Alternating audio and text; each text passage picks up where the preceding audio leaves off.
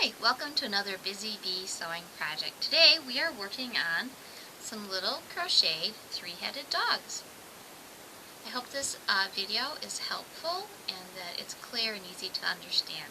You have a great day.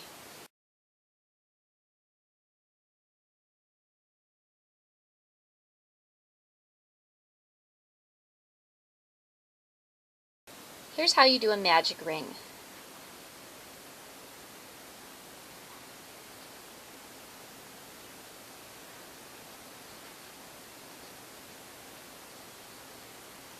One, two, three, four. 4-stitch magic ring. Pull it shut. If you pull on this one, then this goes in. You don't want that, so you want to pull on this one and then pull on this, drawing it shut.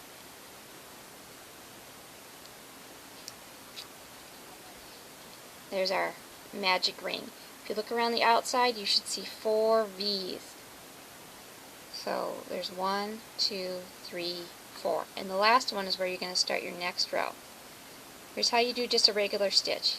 You go in a V,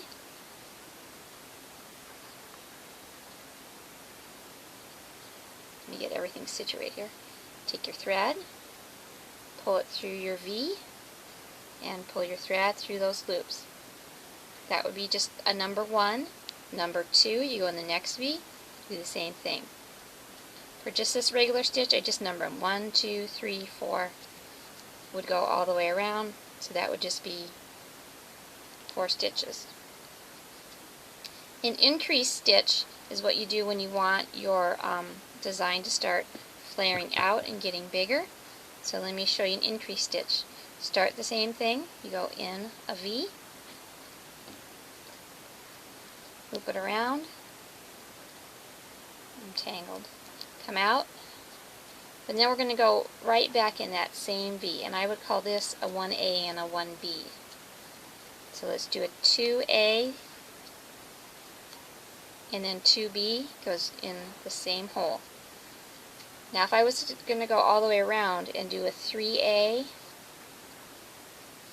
and a 3B, and a 4A, and a 4B, then I would have a total of 8 stitches when I got all the way around. And you can stop and count your stitches just by looking at your V's. So I've gone all the way around but doing 2 stitches in each, so I should have 8 stitches total. Now the other stitch you're going to learn is a decrease stitch, which I write by doing 1/2. So I'm going to go in the first V, stop, go in the second V, and then I dropped something here. First V, second V, bring it through like normal. So now I've just combined 2 stitches, and that's a 1/2. Here would be a 3/4.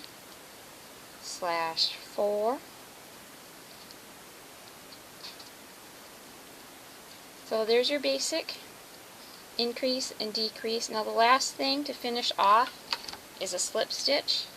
Cut my thread. I go in my next V, pull it through again, and pull it tight, and it will not unravel at this point.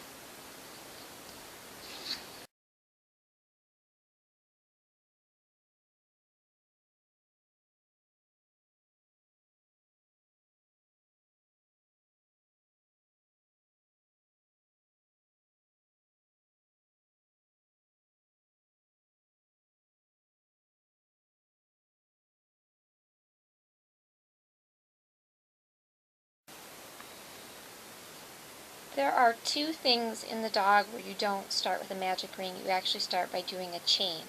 So I'm going to show you how to do a chain if you don't already know. And how I start my chain is I'll X them, flip it over, catch that one, and pull it tight. So that's my start. I just basically tie it on there. And then a chain, I just go like this. And I'm going to chain 5. 1,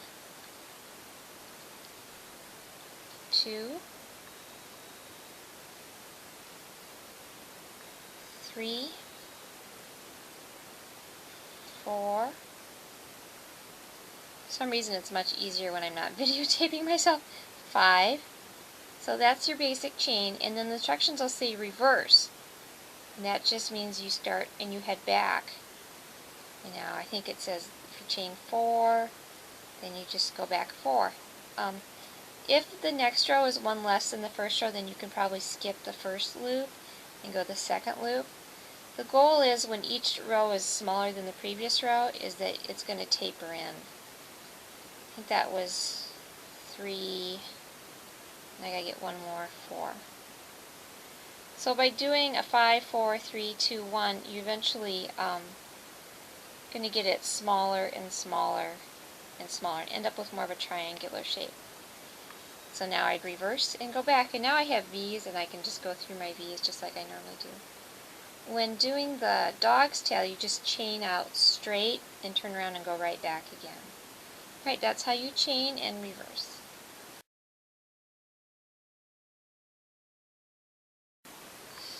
Okay, as you make the pieces, you can go ahead and start stuffing them. So when you first make the piece, it just looks kind of like a blob. I like to stuff them right away, and that way I can see and make sure they look okay.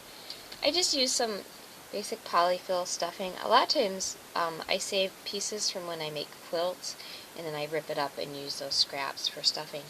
So in the back end of your crochet hook makes a really good stuffing tool. So get them all stuffed nice and firm. Here's a head.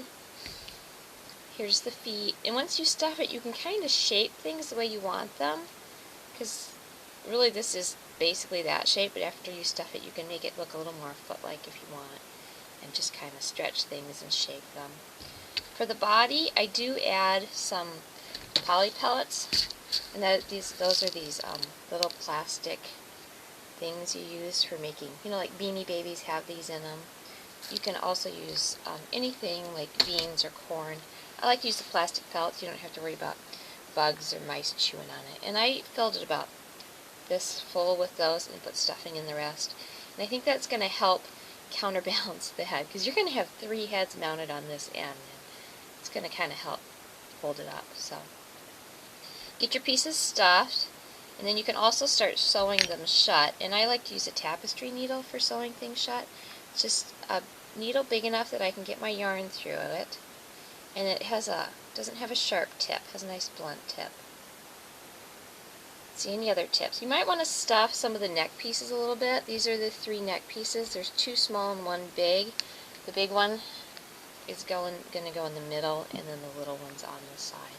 You might want to put a little bit of stuffing in those, but you don't really have to sew them shut, because you're just going to pretty much attach them open onto your dog. So, what else? Ears. That's the one thing that you can kind of really shape and give them some personality. These I kind of folded over and sewed down. These I might stick up and maybe just kind of have them sticking straight up. So you can play with the ears and come up with some kind of different shapes and interesting things. The only other tip I have for sewing things together is you want to use pins to kind of hold things together, especially the legs as you're positioning them. Say I'm thinking about putting my back leg here. Then I can just kind of stick a pin in it and play around with it and see, okay, just about right where do I want that leg. And if that one goes there, is this one going to go here? And kind of play around with it. And the pins help you move it, especially if you're trying to make it symmetrical and you need one exactly on the same side on the other. So, just start sewing your holes shut and attaching stuff together, and you just basically use the threads that you have, and you can take it and you can run it in here, come out the bottom, and then sew it to the other one. So you've got a lot done, you just got a little bit left, and that's putting all these pieces together. I'm going to record myself mounting one of the heads just so you get an idea of how to do this. I sewed the end shut, just took this and wrapped around, come up about where I want my center head. Here's my neck piece. I took my 2 ends and I actually knotted those 2 threads, and because I'm going to use this thread to attach it. I'm going to try to get a little bit of stuffing in there just for a little bit of more stiffness.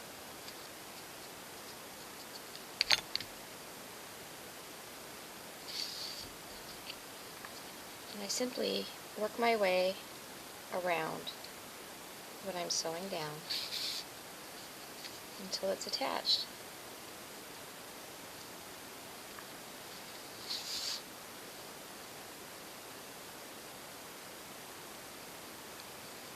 Grabbing some of the body, grabbing a thread from the neck, and grabbing a thread from the body, grab a thread from the neck. Let's go all the way up the top of the head, at the top of the neck, and let's pick a head. Pop that on there about where I want it. Same thing, just go back and forth. Oops.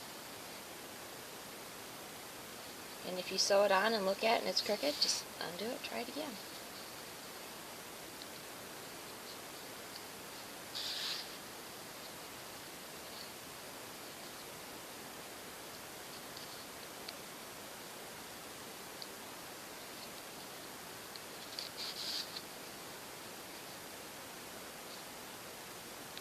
First it's really floppy and you think, oh, it's a disaster, but once you go around once or maybe twice, it'll start to tighten up and it'll start to finally hold itself where you want it to hold.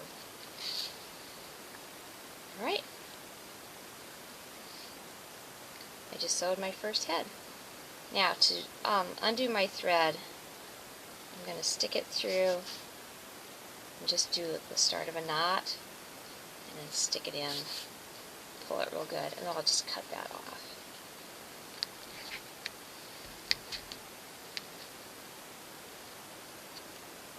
Like that. There's a little bit of that earlier thread. Alright, first head on my body. Just continue on like that. I'm going to use one of these to sew this shut. I'll probably stick it in and snip that off also. Alright, I got all the pieces sewn on. So I've got his 3 heads, his ears, and his legs. This is the bottom view. Back view, side view, top view.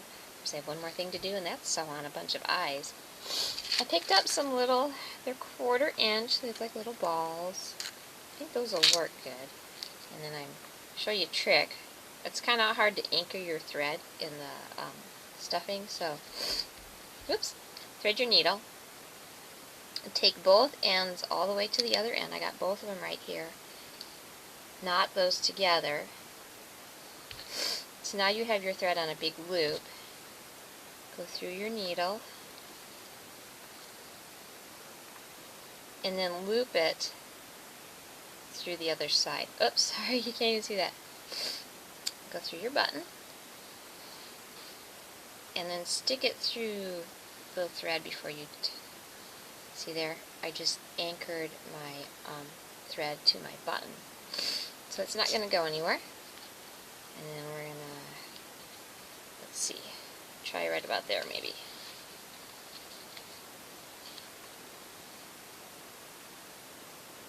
Do a little tugging. I see a little thread hanging.